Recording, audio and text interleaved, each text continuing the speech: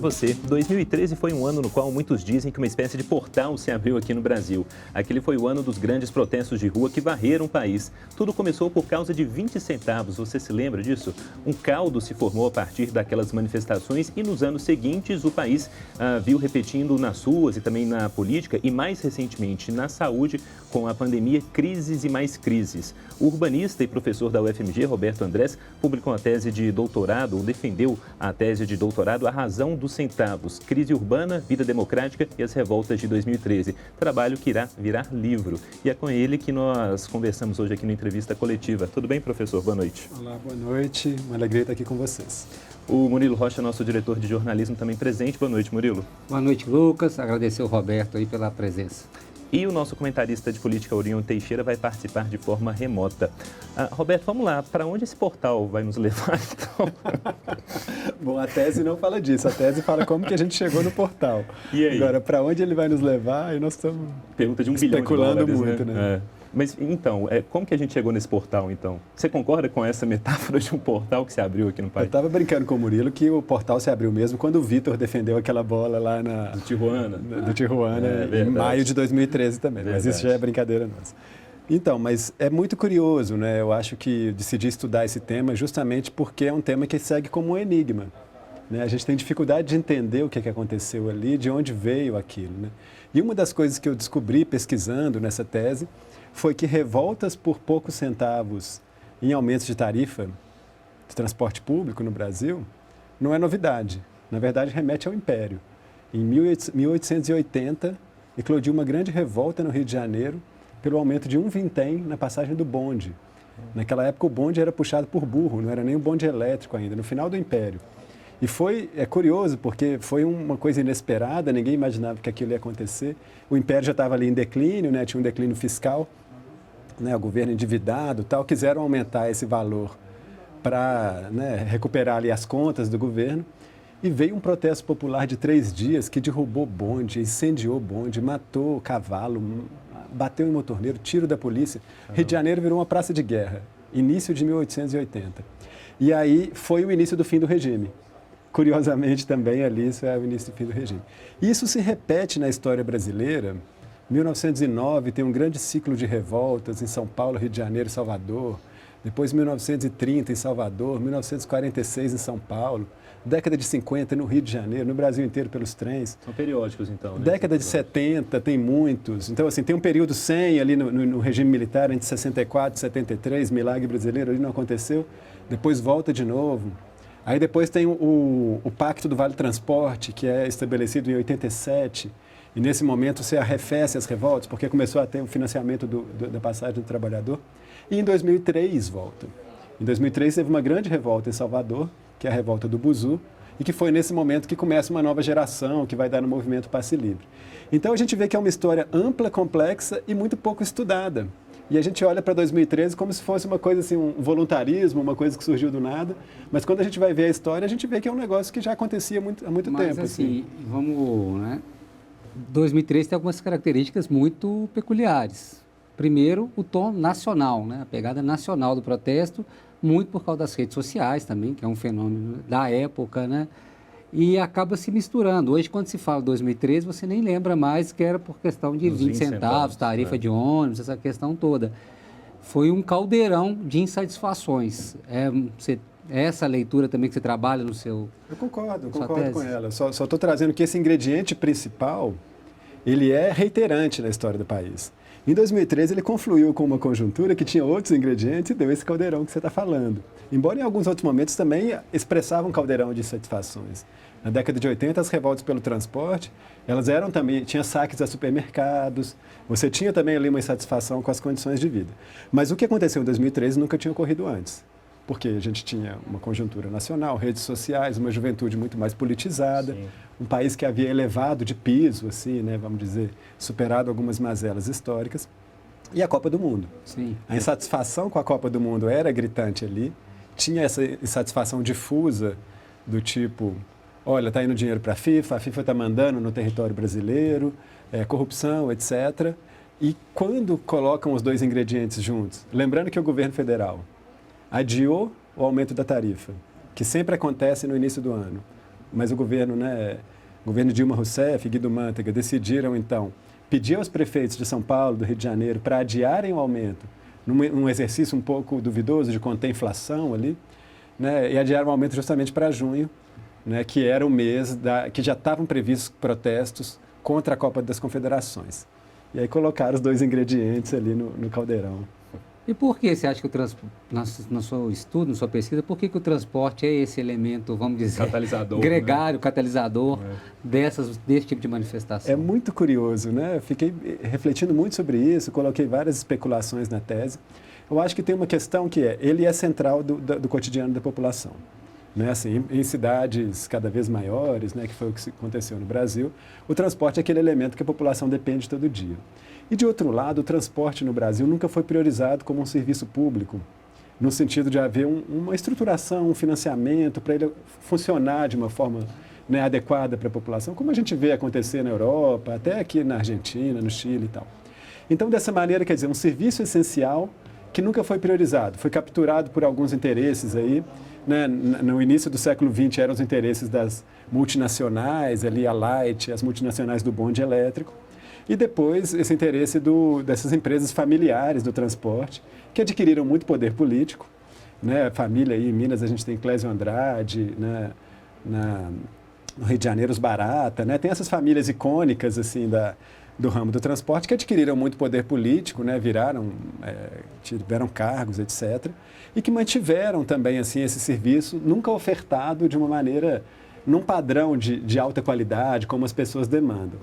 Então, de alguma maneira, a gente vê isso acontecer, né? Aconteceu no Chile agora, em 2019, né? A população, em algum momento, aquilo vira uma faísca em que gera uma grande insatisfação. Eu acho que uma insatisfação acumulada, eu tenho falado muito disso na tese, assim. Se acumula por muito tempo. E foi o que a gente vê acontecer ao longo dessa história toda. E, de repente, ela explode de uma vez, parece um grito, assim, que não pôde ser dado antes. É que parece que encontra muita aderência entre, muitos segmentos mesmo da sociedade, né? Desde o mais pobre ali, que também precisa do ônibus, mas desde a classe média, que também utiliza ali o transporte, né? Então, encontra, talvez, uma ressonância entre essas várias classes. Eu acho que historicamente é mais popular, mas com essa politização maior que a gente teve no século XXI no Brasil, surge um movimento como o MPL e outros movimentos similares que vêm dar mais politização para essa pauta. E aí vem os setores jovens, de classe média, muitos estudantes, né, que vão mobilizar e se aproveitar dessa indignação que já acontece historicamente. E eles deram sorte ali, né? Não sei se deu sorte ou não, mas assim, para o objetivo deles de fazer o protesto, eles deram sorte de que a coisa explodiu mesmo e virou outras pautas. Ganhou corpo. Como também aconteceu em outros momentos. Não foi a única vez que a coisa extravasou a pauta do transporte. Em outros momentos também já houve essa mesma situação. Agora, Roberto, na tese, você coloca um trecho aqui, vou até ler para o nosso telespectador, que você coloca da seguinte maneira. A tese aqui formulada é de que o ciclo de lutas que teve como auge as revoltas de junho de 2013 foi resultado da colisão entre aspectos do projeto lulista, que se acentuaram até que explodiram nas ruas. Queria que você explicasse um pouquinho isso. Tá. A ideia aqui é que a gente teve, desde a redemocratização, duas tendências no Brasil conflitantes. Assim. De um lado, uma tendência de direitos, que é muito explícita ali na Constituinte, no próprio movimento das diretas, quer dizer, uma tendência que resultou no SUS, que resultou, né, em conquistas de direitos que foram implementados ao longo desses anos, que resultou em aspectos do lulismo, Bolsa Família, né, cotas na universidade, ProUni, tudo isso. Essa tendência cresceu e o lulismo acelerou essa tendência, né? Formou muito jovem que começou a aspirar por formas de vida baseadas em direitos. A gente teve também uma outra tendência, a tendência privatista da sociedade brasileira, que nunca deixou de existir nesse mesmo período, ela continuou a sua própria avenida. De que eu estou falando? Eu estou falando da elite fugindo para os condomínios, eu estou falando da saúde privada, tirando dinheiro do SUS e a elite indo para automóvel, condomínio, clube particular, plano de saúde, escola particular. Eu estou falando da captura do sistema político por interesses econômicos que a gente nunca conseguiu enfrentar. Né? Todas essas tendências de uma ascensão baseada no consumo, elas também foram aceleradas pelo lulismo. Né? O lulismo foi um momento também que acreditou que as pessoas poderiam ascender socialmente comprando carro, pelo consumo, né? Mudando para o condomínio, comprando, fazendo tudo, comprando plano de saúde e tal. E em algum momento essas duas coisas colidiram, porque as coisas não cabiam. A pessoa que acreditou nisso, ela se formou na universidade, ela não tinha emprego. A pessoa que queria ter um direito à cidade, né, que chegou num patamar bacana, jovem, que falou, pô, agora eu vou ter uma vida assim, ele passava 2 horas no transporte público e o negócio não melhorava, ele não tinha dinheiro para pagar a prestação do carro. Então você teve um modelo de inclusão, a minha hipótese é essa, que eu tenho argumentado, que era insustentável e que em algum momento ele cobrou seu preço. Tá, agora, eu não sei se a tese entra muito na questão no pós-2013, porque aí como eu te acompanho em redes sociais e tal, eu vejo que você sempre, não vou dizer que se irrita, mas você discorda da teoria que 2013 tem aberto uma caixa de Pandora que resultou nisso que estamos vivendo agora, né? Nessa onda de uma extrema-direita. Muita gente sempre culpa 2013 por isso, fala, isso começou lá e tal. Como é que você vê essa leitura? É uma leitura engraçada, né? Assim, porque ela tira um monte de coisa de contexto. A gente teve um ciclo de protestos, 2013 não foi o único. A gente teve 2009 na Turquia, não sei aonde, na Grécia, na Espanha. As primaveras. Né? As primaveras. A gente teve o ciclo do 15M na Espanha, não resultou em extrema-direita. Você teve na Argentina, teve no Chile. No Chile teve um ciclo de protestos, agora resultou numa esquerda no poder. Então, assim, quando você olha desse ponto de vista, o que a gente vê é que aquele momento foi uma mudança de momento da política, de saturação de um modelo, e que isso se expressou nas ruas. Agora, o que vem depois depende dos atores políticos, cada um fez suas escolhas. A eleição de 2014, na minha opinião, ela também foi muito decisiva nesse sentido, né? De que ali você tinha já um claro cansaço da população com o modelo da disputa do bipartidarismo brasileiro, entre PT e PSDB, já havia um desgaste com isso, ele se expressou na figura que capturou isso naquele momento, que foi a Marina Silva, e ela foi ali massacrada naquela eleição, não conseguiu construir um espaço, e esse espaço, esse anseio por uma renovação da política que estava expresso ali, ele não encontrou espaço, ele foi massacrado. Depois a gente vem como reação a isso, os protestos de 2015, puxados pelo MBL, e eu comparo esses protestos com os de 2013, na minha tese, e o perfil social, narrativa política completamente diferente. Assim, em 13 com 15, 13 com 15. Uhum. Em 2013 você vê juventude nas ruas, maioria de esquerda, e nem só eu estou falando, não, vai ler o Ibope, Datafolha nas ruas, pesquisando, as pessoas estavam lá, saúde pública, educação pública, transporte público, corrupção também. Mas corrupção não é pauta nem da direita nem da esquerda, corrupção é pauta de quem está insatisfeito ou contra o governo. E 2015 é outra coisa, geração mais velha, mais branca, mais rica. A gente pode falar, pelo menos, te interrompendo isso, que pelo menos assim, talvez 2013 seja um marco dessa radicalização. Vamos dizer, o brasileiro estava meio... De repente ele descobriu que a rua era um lugar que ele podia protestar e que ele tinha força. Vamos dizer assim, e acabou separando também... botando na rua uma radicalização. Os dois lados descobriram, se é que a gente pode dividir em dois lados apenas, né? Atores descobriram a força que tinha naquele momento. O próprio MBL descobriu, ele viu em 2013, olha, se organizar, temos força. Um governo, tinha um governo ali que estava meio, o governo Dilma patinando e tal. Eu concordo com a sua leitura, eu só acho que assim, as pessoas que veem em 2013 a origem do negócio, elas ignoram duas coisas. Que teve o antes de 2013 que levou aquilo, nenhum evento desse surge do nada, e que teve o depois, e uma série de eventos que também levaram, né? Uhum. E cada ator político fez suas escolhas. É simplificar muito, né? É simplificar muito, é como se a gente falasse assim, é tudo culpa do exoesqueleto que nós estamos aqui, mas assim, de lá para cá muita coisa aconteceu, né? Agora, eu concordo com a sua leitura. Foi um momento de radicalização da política no Brasil, para o bem e para o mal. Cada ator tem que lidar com isso à sua maneira, mas foi um momento que parece que a sociedade diz... Olha, essa polarização que nós temos hoje, essa polarização meio morna, entre PT e PSDB, entre uma centro-esquerda e uma centro-direita, todos meio amalgamados ali pelo fisiologismo do PMDBismo, como o Marcos Nobre diz, né, pelo velho centrão brasileiro, esse modelo aí não nos satisfaz mais. E aí quem foi depois disso, alguns radicalizaram para a direita, e mesmo a esquerda se renovou. Pensa uma figura como Guilherme Boulos, que hoje é uma figura política de estatura nacional, né? Ele surgiu para o Brasil em 2013, fazendo protesto do MTST lá na periferia de São Paulo. Né? Assim, pensa essas novas figuras políticas.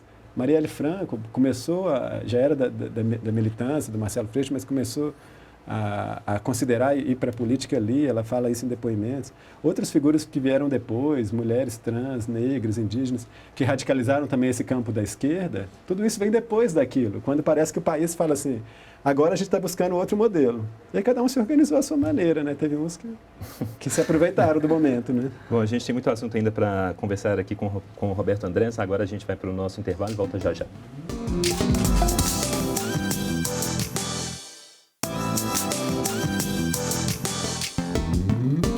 De volta com a entrevista coletiva que hoje recebe o urbanista Roberto Andrés, que irá publicar em breve em livro a tese de doutorado dele, A Razão dos Centavos, Crise Urbana, Vida Democrática e as Revoltas de 2013. Roberto, tanta coisa mudou de lá para cá, não é? E eu queria falar um pouquinho desses movimentos ligados à esquerda que meio que tomaram frente às ruas em 2015, por exemplo, como você começou a falar, mas esse movimento parece que perdeu força até entre a própria sociedade brasileira, né? O próprio MBL também, os políticos que emergiram do MBL também se perderam aí na política em si, né? Na política propriamente dita, nas câmaras, nas assembleias, lá em Brasília. Como é que você avalia também essa perda de contato mesmo entre esses movimentos de uma direita com a população brasileira e eles foram encampados talvez pela extrema-direita do bolsonarismo?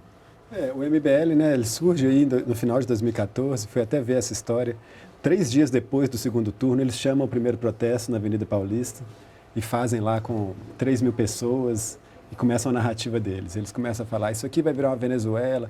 Toda uma narrativa de anti-esquerda, que inclusive não aparece nas ruas de 2013, só para demarcar mais essa diferença mesmo. E surfaram numa onda esticando a corda para a direita, né? Foram esticando nos anos seguintes, foram protagonistas do impeachment, se elegeram. Né? De alguma maneira, eles acharam que ali iam ser os novos protagonistas da direita brasileira esticando a corda. Esticaram tanto a corda, puxaram tanto o espectro para a direita, apoiaram a eleição do Jair Bolsonaro e foram engolidos, né, por ele, assim como aconteceu com outros, com o João Dória também. Vários que ali, de algum momento, surfaram flertaram com a extrema-direita ou induziram mesmo nesse caminho a política. Depois apareceu um outro mais radical que eles e que tomou o público deles e eles hoje não sabem se posicionar mais, né? A direita tradicional brasileira está muito debilitada, né? Parece que é um campo muito frágil hoje. Esses atores ou ficam na extrema-direita ou voltam para o centro. Para alguns é muito difícil voltar para o centro, né? Então, é uma turma que realmente contribuíram para essa tragédia que a gente vive e foram engolidas por ela. Agora, Roberto, você fez uma pesquisa também em cima de cartazes, né? Sua tese também trabalha com os cartazes alguns cartazes que foram levados às ruas em 2013. Queria que você falasse aí alguns desses slogans que estavam nesse cartaz, talvez os mais, para mostrar como era plural né, apesar de ter uma bandeira única no começo, mas como foi plural, como eram várias reivindicações. Você pode citar alguns aí que você lembra? Tem de tudo ali, né? Da Copa, os tradicionais são da Copa, eu abro mão, eu quero dinheiro para saúde e educação. Isso eu acho que era uma síntese daquele momento. Quer dizer, insatisfação com a Copa, defesa de serviço público e às vezes punha transporte também ali. Essa era um pouco a síntese. Muita crítica à corrupção, muita crítica à Copa do Mundo, muito pedido de tarifa zero, de mobilidade urbana e tal, e muito pedido de serviço público. E uma outra categoria de tudo quanto há, um balaio de variedades. Por exemplo, lembrei algum. Cara, chamou atenção assim. Tinha os caras que reclamavam da tomada de 3 pinos, tinha... Com razão. Né, assim, você tinha muita gente reclamando de violência policial, né? Agora, o que é interessante, que eu gosto, né, eu cataloguei mais de 6 mil cartazes, foi a maior banco de dados daquele período, e até, né, comparando com outros períodos, você vê um viés progressista, você vê um viés anticorrupção, que não necessariamente era de direita ali, uma parte é meio patriótica, outra parte, ela é um sentimento de injustiça, assim, que você vê em outros momentos. A esquerda já foi anticorrupção, quando está fora do governo, anos 90 e tal. E ele não era necessariamente de direita. E eu fico brincando que depois esse manifestante que falou, contra a corrupção, contra a Copa, eu quero saúde, educação e transporte. Esse manifestante, depois, na eleição de 2014, ele foi como que partido ao meio.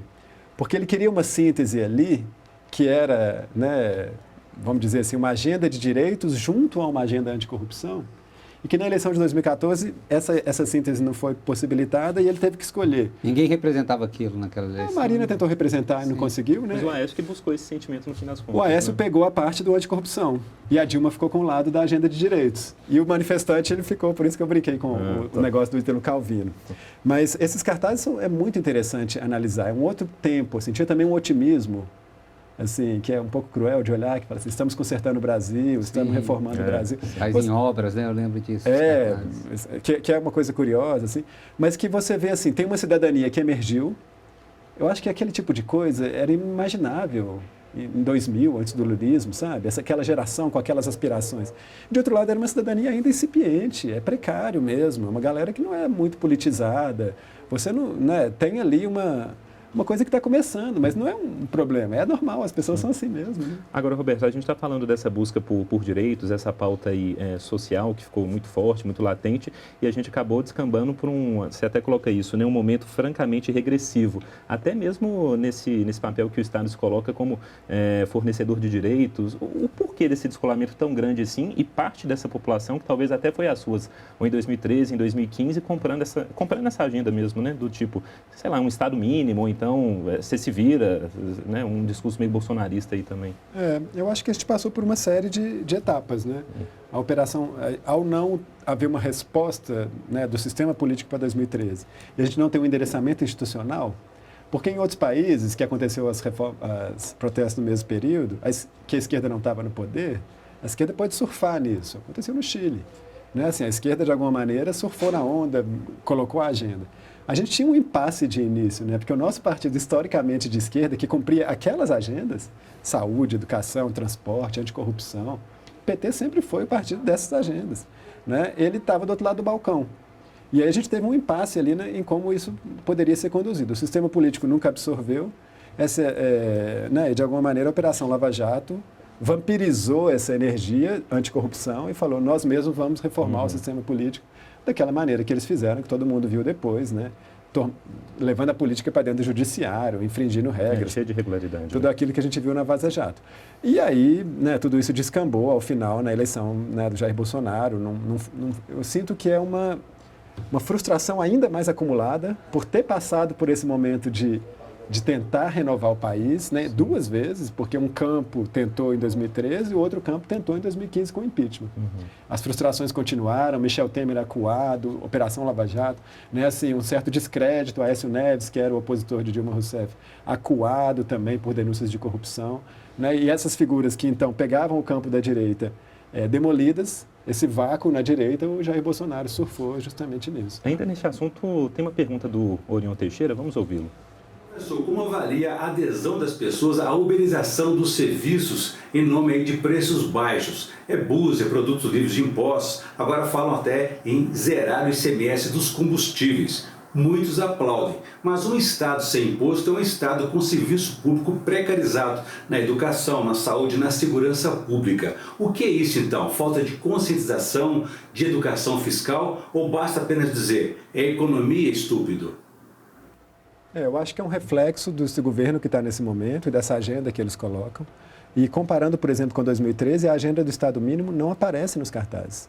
Ela não aparece tampouco nas pesquisas Ibope, Datafolha, etc. Não é uma agenda daquelas ruas. Eles têm uma agenda ali que é melhores serviços públicos, mas não é uma agenda por menos impostos. Ela é por, eu quero educação padrão FIFA, não quer dizer que eu não quero pagar imposto, eu quero que o meu imposto vá para um serviço público melhor. Isso é uma diferença muito grande com esse momento atual. Mas eu sinto que são os ventos políticos. Sinto que ano que vem, se a gente tem aí, né, tomara, oxalá, uma retomada, né, do campo democrático e progressista nas eleições presidenciais em alguns estados e uma melhoria na Câmara, a gente vai ter outro vento soprando. Um vento, porque talvez também as pessoas estão cada vez mais vendo. A população está empobrecida, está precarizada, está sem assistência, né? Muita gente passando fome. Acho que muita gente está vendo que esse caminho não está dando. Qual que é não sei se você trata isso, mas como você trata a questão, como que a imprensa se comportou nessas jornadas de 2013? Eu lembro que no começo havia uma reação, né? Violência, vandalismo, mas depois também foi mudando um pouco, o povo ocupa as ruas. Como é que foi esse papel da imprensa? A imprensa passou por fases. Na primeira fase, em São Paulo, né, ela foi muito contrária, né, e teve aqueles editoriais do Estadão e da Folha pedindo à polícia para bater mais, foi uma vergonha aquilo. A polícia bateu mais, inclusive acertou o olho, né, de uma jornalista da Folha, e aquilo causou uma grande comoção. E aí, de repente, a imprensa começou a mudar a abordagem dela, porque a comoção nacional ela foi gigantesca. Na tese, eu comparo, assim, né, pegando relato de ativistas de Belo Horizonte que estavam chamando um protesto para o dia 17. E eles fizeram uma reunião no dia 10. E no dia 10, a expectativa deles para o protesto do dia 17 era, sei lá, 200 pessoas, 300 pessoas, assim, preocupados com onde fazer e tal. Quando tem o evento do dia 13 em São Paulo, que é a grande pancadaria na Paulista, e a imprensa tem que mudar a abordagem dela, porque a comoção social via redes sociais era forte. Já no fim de semana, a imprensa passa a convocar, né, para as ruas. O protesto de BH do dia 17, ele juntou 50 mil pessoas e desceu da Savassi para a Praça Estação. Então, aquela mudança foi muito rápida. Aí a imprensa começou, num segundo momento, a querer interferir nas pautas das ruas. Então, a revista Veja falava, não é 20 centavos, é corrupção. Então, quer dizer, essa pauta da corrupção que aparece ali nos cartazes, uma parte dela foi, inclusive, induzida pela imprensa. Depois que acabam as revoltas, né, vem o mês de julho, a imprensa volta um pouco, mas aí a tônica passa a ser criminalizar, principalmente os black blocs, né, essa tática aí de performance de violência. E isso acontece entre a 2013 e a Copa de 2014, que os movimentos continuam nas ruas, aí a tônica passa a ser criminalização, você já não tem aquela massa nas ruas, e os movimentos vão também reduzindo, né, perdendo força, minguando, inclusive deixando vácuo, né, essa perda de força dos movimentos à esquerda, que estavam ali ativos, deixa o vácuo para o que vem depois, para a nova direita que ocupa as ruas em 2015. Né? Olha, daria um outro programa fácil aqui com o Roberto Andrés, mas por hora, entrevista coletiva ficando por aqui, agradecendo muito a sua presença, professor, e até uma próxima, né? Obrigado a vocês, uma alegria estar aqui. Valeu, Murilo, até. Boa noite, valeu, Roberto. A próxima você volta com o livro já. Verdade. E claro, obrigado a você que acompanhou até aqui uma entrevista coletiva. Este e outros programas do nosso Esporte e Jornalismo estão lá na página Band Minas no YouTube. Convido você a se inscrever por lá no nosso canal. Para você, um bom fim de semana. Tchau.